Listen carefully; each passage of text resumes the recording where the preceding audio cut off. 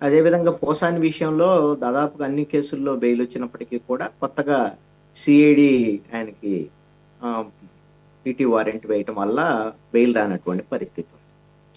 కాబట్టి తనకు బెయిల్ ఇవ్వమని జడ్జి గారి ముందే చెప్పుకోవాలి, తప్పదు కాబట్టి జడ్జి గారి ముందే చెప్పుకున్నాడు. దాంట్లో బెయిల్ ఇస్తారా లేదా, లేకపోతే సిఐడి దాంట్లో మళ్ళీ ఏమన్నా వాళ్ళు కస్టడీకి అడిగేదానికి అవకాశం ఉంటుందా, వాళ్ళు పోలీస్ విచారణ కోసం, ఇలాంటివన్నీ కూడా బహుశా ఇంకా కొన్ని కేసులు కూడా ఉన్నాయి.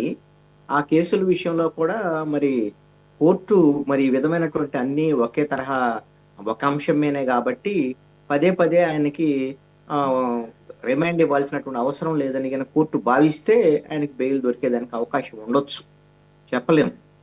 కోర్టు నిర్ణయం మీద ఆధారపడి ఉంటుంది. ప్రభుత్వం అయితే వాళ్ళ నిర్ణయం ఒకటే. గత 5 ఏళ్ల పాటు జగన్మోహన్ రెడ్డి ఆదేశాల మేరకు పోసాని, బోరుగడ్డ వీళ్ళందరూ కూడా, ఇలాంటి వాళ్ళందరూ నోటికొచ్చినట్టు ఆ రోజున మాట్లాడారు కాబట్టి ఇప్పుడు అనుభవిస్తున్నారు. అనుభవించాల్సిందే ఖచ్చితంగా. చట్టం ముందు వాళ్ళు తప్పు చేసినప్పుడు తప్పదు కదా. ఇప్పుడు విజయసాయి రెడ్డికి సంబంధించినటువంటి వ్యవహారానికి వచ్చేసరికల్లా, విజయసాయి రెడ్డి కోటరీ గురించి మాట్లాడటం అనేటువంటిది అసలు అందరూ నవ్వేటువంటి అంశమే. అయితే విజయసాయి రెడ్డి ఆ, మాట్లాడినటువంటి దాంట్లో వాస్తవం ఉన్నటువంటి మాట అందరికి తెలిసింది ఏంటి. 5 ఏళ్లలో మనం చూసాం, జగన్మోహన్ రెడ్డి తన చుట్టూ ఉన్నటువంటి నలుగురు తప్ప మిగతా ఎవ్వరికి తన మంత్రివర్గంలో కానీ లేకపోతే పార్టీ నాయకత్వంలో కానీ ఇంకొకళ్ళకి అవకాశం ఇచ్చినటువంటి పరిస్థితి అయితే లేదు. విజయసాయి రెడ్డి నెంబర్ 2గా ఉన్నాడు చానాళ్ళ పాటు. ఆ తర్వాత ఆ నెంబర్ 2 పొజిషన్లోకి కొన్నాళ్ళు వైవి సుబ్బారెడ్డి వచ్చాడు, కొన్నాళ్ళు సజ్జల రామకృష్ణారెడ్డి వచ్చాడు. వీళ్ళు కాకుండా పెద్దిరెడ్డి రామచంద్రారెడ్డి, వీళ్ళు తప్ప ఇంకా వైఎస్ఆర్ కాంగ్రెస్ పార్టీ ప్రభుత్వం ఉన్నప్పుడే వేరే వాళ్ళకి ఎవరికి అవకాశం లేదు. ఈ విషయంలో ఆ, ఇప్పుడైతే బయటకు వచ్చాడు కాబట్టి, ఎందుకు బయటకు వచ్చాడు విజయసాయి రెడ్డి? కోటరియా లేకపోతే ఇంకొకట, ఇవన్నీ కానే కాదు అసలుకే. ఇప్పుడు చాలా సందర్భాల్లో మనం మాట్లాడుకున్నాం ఆయన బయటకు వచ్చిన తర్వాత కూడా. ఆయన మీద గత 5 ఏళ్లకు సంబంధించినటువంటి కేసుల్లో, అవినీతికి సంబంధించినటువంటి వ్యవహారంలో ఆయన మీద కేసులు నమోదవుతున్నటువంటి పరిస్థితి ఉంది. కాబట్టి జైలుకు వెళ్తాడు. ఎంతో పాటుగా తప్పు చేసినటువంటి, ఇప్పుడు భూముల ఆక్రమణలో భాగస్వామిగా ఉన్నటువంటి వీళ్ళ కూతురు, వీళ్ళ అల్లుడు, వీళ్ళ ఆయన ఓ అల్లుడు మాట అన్నారు, అన్న, నా కూతుర్ని వాళ్ళ ఇంటికి ఇచ్చా కానీ వాళ్ళకి నాకు ఆర్థికపరమైన సంబంధాలు లేవన్నారు ఆయన. అదే అంటుంది. ఇప్పుడు ఆయన ఏదైనా చెప్తాడు. ఇప్పుడు ఏవో అరబిందోకు సంబంధించినటువంటి వ్యవహారంలో ఆ, గత 5 ఏళ్లకు సంబంధించినటువంటి ప్రభుత్వం ఉన్నప్పుడు ఏ విధంగా కాకినాడ పోర్టుకు సంబంధించినటువంటి వ్యవహారాన్ని రాయించుకున్నారు ఏంటి అనేటువంటి దాని మీద అది అందరికీ తెలిసింది. ఇప్పుడు నాకు సంబంధం లేదు, ఆయన కేవీ రావు ఎవరో నాకు తెలియదని చెప్తే ఇప్పుడు నమ్మాల్సినటువంటి ఆ, పరిస్థితి ఉంటుందా అని. ఇక్కడ కోటరీకి సంబంధించినటువంటి వ్యవహారంలో జగన్మోహన్ రెడ్డి కోటరీ జగన్మోహన్ రెడ్డి చుట్టూ కోటరీ నిర్మించిందే విజయసాయి రెడ్డి. అలాంటి విజయసాయి రెడ్డి ఈ రోజున జగన్మోహన్ రెడ్డిని కాపాడటం కోసం బీజేపీ పంచన చేరటము, అదేవిధంగా తన మీద ఉన్నటువంటి కేసులు, తన కుటుంబం సంబంధించినటువంటి కేసుల నుంచి కాపాడుకునేటువంటి ప్రయత్నాల్లో ఈ రోజున విజయసాయి రెడ్డి మాట్లాడుతున్నటువంటి పరిస్థితి అయితే స్పష్టంగా కనపడుతుంది.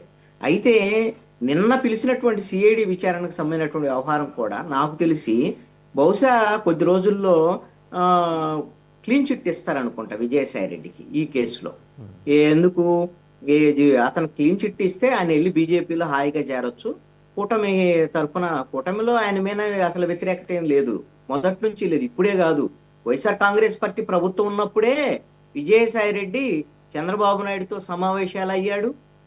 ఢిల్లీ లిక్కర్ స్కామ్ కి సంబంధించి ఆంధ్రప్రదేశ్లో భాగస్వామిగా ఉన్నటువంటి వీళ్ళ అల్లుడు అన్న, ఎవరైతే విజయసాయి రెడ్డి అల్లుడు అన్న శరత్ చంద్రారెడ్డి ఢిల్లీ లిక్కర్ స్కామ్ లో నిందితుడిగా ఉన్నా, అదేవిధంగా మాగుంట రాఘవరెడ్డి ఎంపీ శ్రీనివాసరెడ్డి కొడుకు నిందితుడిగా ఉన్న తెలుగుదేశం పార్టీ ఆంధ్రప్రదేశ్లో ఎక్కడ మాట్లాడలేదండి.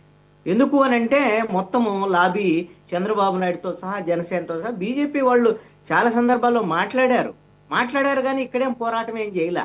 విజయ పురంధేశ్వరి వాళ్ళు కూడా మాట్లాడారు కానీ విజయసాయి రెడ్డి వీళ్ళ మీద వీళ్ళెవరు ఎక్కడ ఆంధ్రప్రదేశ్లో పెద్ద ఉద్యమాలు లేవండి.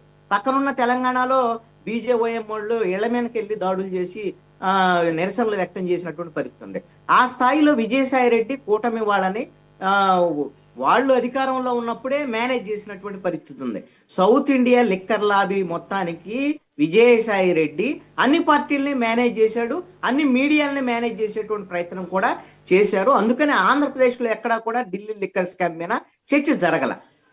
అదేవిధంగా ఇవి ఇప్పుడు ఉన్నటువంటి వైసీపీ ప్రభుత్వ హయాంలో జరిగినటువంటి liquor scam Delhi liquor scam కన్నా పెద్దది అని చంద్రబాబు నాయుడు చెప్పాడు, అసెంబ్లీలో కూడా చెప్పాడు. దాని మీద వైట్ పేపర్ రిలీజ్ చేశారు, అన్నీ చేశారు.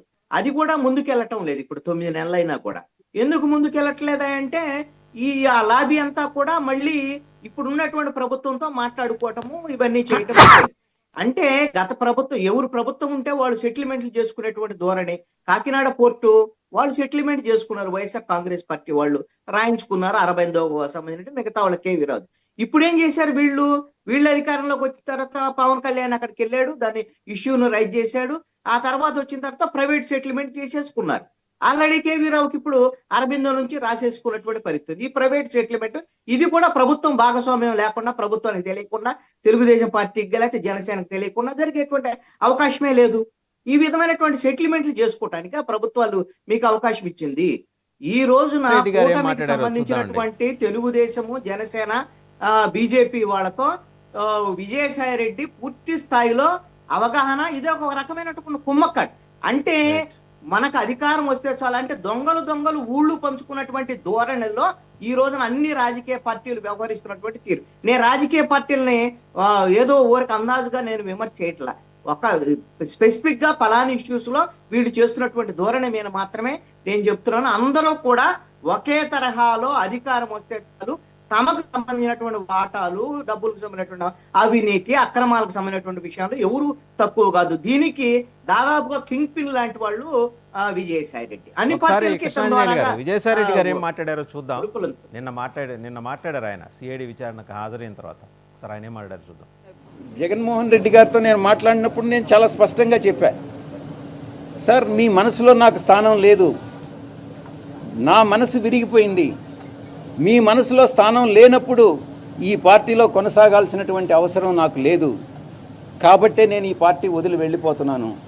మీ చుట్టూ ఉండే వాళ్ళ చెప్పుడు మాటలు విని మీరు